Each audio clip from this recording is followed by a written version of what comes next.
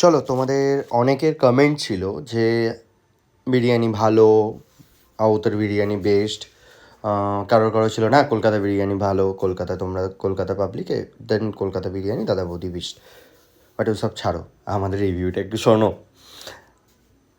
আউতের এখানেতে যে আমরা গিয়েছিলাম, যেতে অ্যাম্বিয়েন্সটা খুবই ভালো। আমরা হঠাৎ করেই ঢুকেছি, আমরা সেরকমভাবে ওটার ব্যাপারে অভিজ্ঞতা ছিলাম না।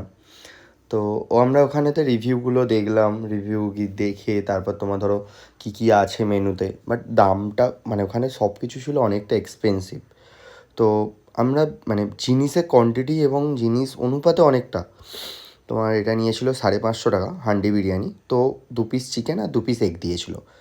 তোমরাই দেখতে পাবে কোয়ান্টিটিটা, rice quantity is good, but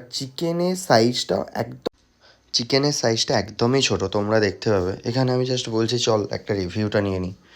তো ব্লগার ভাব, একটু তো রিভিউ কিছু তো একটু দিতে হবে। সত্যি একটু টেস্ট করলাম, ভালো ছিল। সেরকম কিছু বলতে পারো। এবারে দেখো, সত্যিকারের বলতে গেলে সবার যে যার নিজস্ব একটা ওপিনিয়ন থাকে, অল ওভার গুড। আর ঠিক আছে, চলো নেক্সট টাইম অন্য কিছু ট্রাই করা যাবে, তখন আরও বলা যাবে। সেই অনুপাতে জিনিস ঠিক আছে, অসুবিধা।